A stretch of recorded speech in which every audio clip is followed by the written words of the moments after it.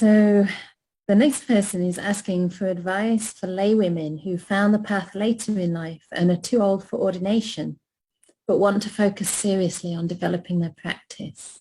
What would you advise? You know, in Buddhist countries, and probably as in Catholic countries, older people, when they retire and their family is often left home, then they dedicate their time to spiritual practice. This is what they do.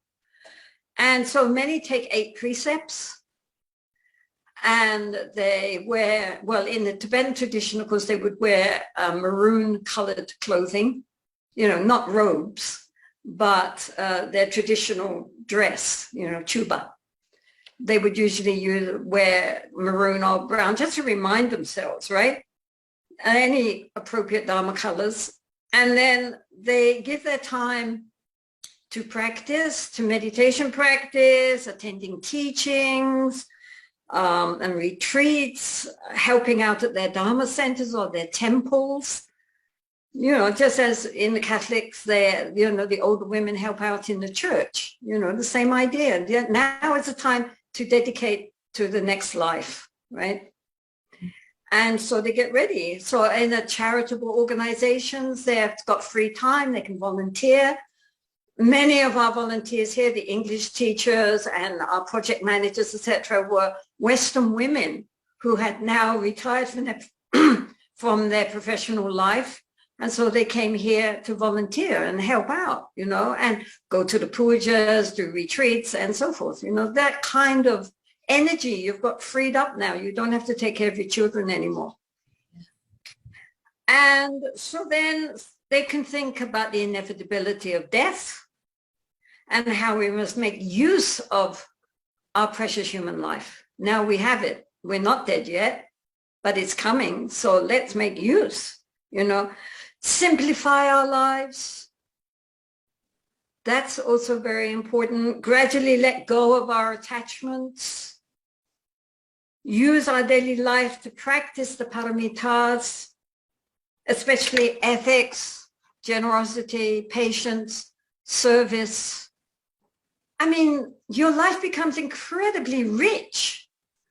And many of these ladies who came to work with us and have been coming for years and years have said that, you know, they felt when they came that their life was just drawing to an end, but now it's never been as active and as meaningful as it is now. You know, they are just filled with joy to be able to give themselves to practice and to service.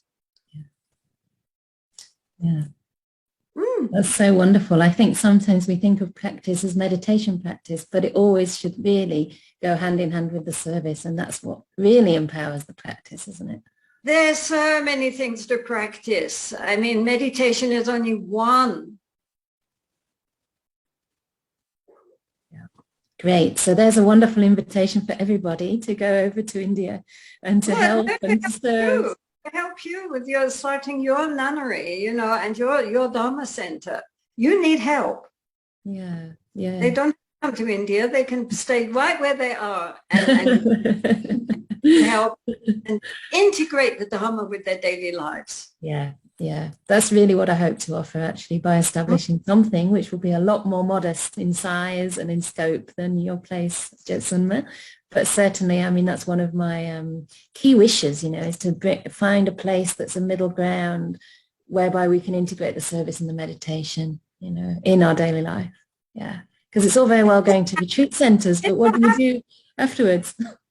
Yeah. It will happen, you know. Yeah. I mean, if you have the vision, if you have the pure vision, then it will unfold. So don't worry, it will happen. I think those words bring a lot of joy to everybody, certainly to me, and I can see some of our supporters smiling at that.